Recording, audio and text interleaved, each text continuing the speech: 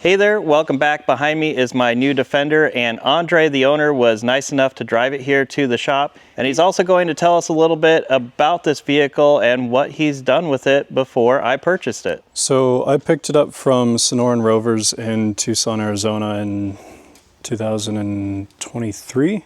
I was down at the Overland Expo, got talking with the owner of that shop, and Sonoran Rovers installed the AluCab and the awning, and then I built out the interior. This truck has been border to border, coast to coast, up through Canada. So the truck is a 1996 Defender 110. It was a British Telecom truck in England. So it's right-hand drive, and then they installed the little tool cubbies on the side, which is nice to have. Of course, it's got the AluCab conversion.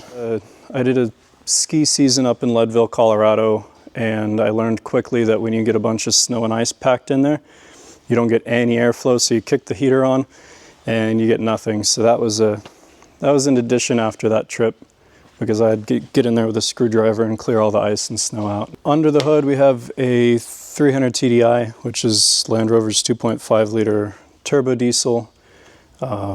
They're all mechanical injection pump, no electronics on the motor. So 75 on the speedometer is 70 actual, and usually I cruise, depending if I'm on an interstate or a back highway, between 55 and 70. Fuel economy is best about that 55 to 62-ish. I average about 24 miles per gallon in this truck. The worst tank I've ever gotten is 22. And the best tank was 30 across Colorado. But these are,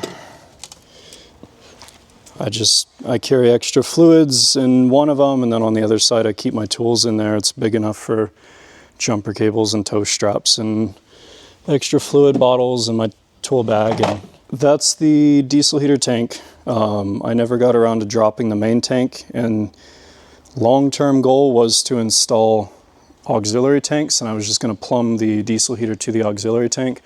And until I got those in, I was kind of being lazy and just tucked it right there. There was already a hole in the back. And then on this side, I don't have it because I rather than cutting new holes and ran the solar panel wires into that rather than drilling another hole through the roof.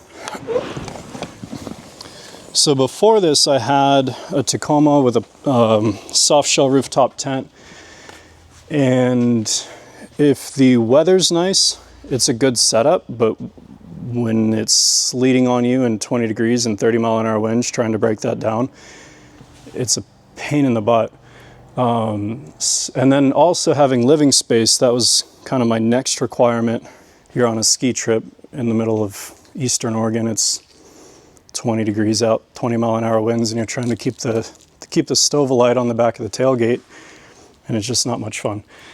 So that kind of sent me down I want something that I can cook inside of, as well as a very quick camp setup.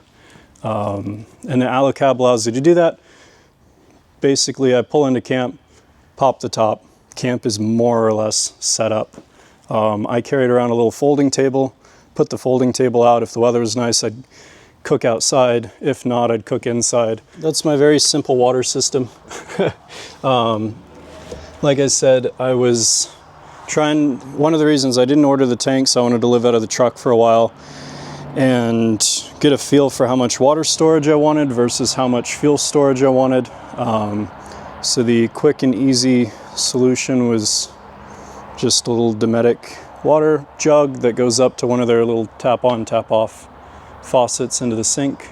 Yeah, and then for the interior build, I kind of tried to keep it as light and simple as possible. The Defenders, like we said, they don't have a ton of power.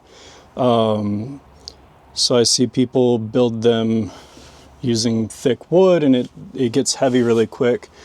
So I used a square aluminum tubing to make all the framing of the cabinetry, and then just kind of riveted or screwed in the wood panels on top of that. So the whole cabinet counter unit weighs 40 or 50 pounds without the fridge in it. And then I do a lot of climbing and skiing and mountaineering stuff, so kind of my priority was gear storage. So I have this very large gear compartment in here. The inverter and the DC-DC charger are located under here. 2 lithium-ion self-heated Renogy batteries live under there. There's 300 watts of solar on the roof. That powers the fridge, the induction cooktop, and then you can charge your phone and your laptops and everything off of that. And then sleeping platform is up here. Comfortably sleeps 2 people. If you're taller, you can put this section down as well and slide the mattress over. Normally I leave that open so that I can see out the back window. And then you wake up to a raccoon standing on the back tire and staring at you, which I've had happen twice.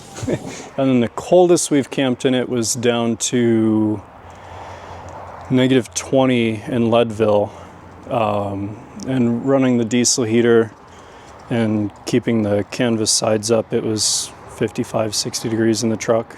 If I was keeping it, that was kind of another redo thing, was to try to get some more insulation in it. I didn't initially, just because I wanted to keep as much interior volume as possible. I work 3 to 5 months out of the year, and then the rest of the year I travel and climb.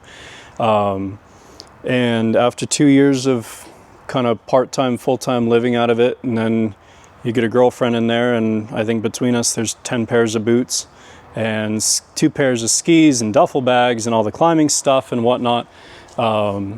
It becomes a duffel shuffle to where you're like, all right, it's time to make dinner, and you're like, where do we put the skis? And the skis go out. It's just moving stuff around. And so my next build is a Mercedes Unimog. It's a U1300L.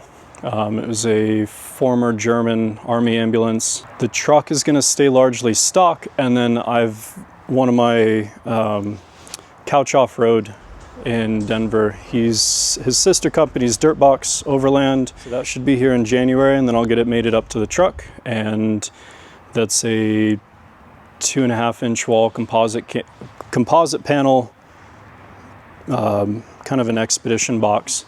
They were the only ones in the country that said yes to my pop top idea. I reached out to a lot of builders, and they just didn't want to figure out the lifting mechanism and how to do it. And I pitched it to them, and they're like, yeah, we can figure it out. Overall footprint will be the same size as a high roof Mercedes Sprinter van.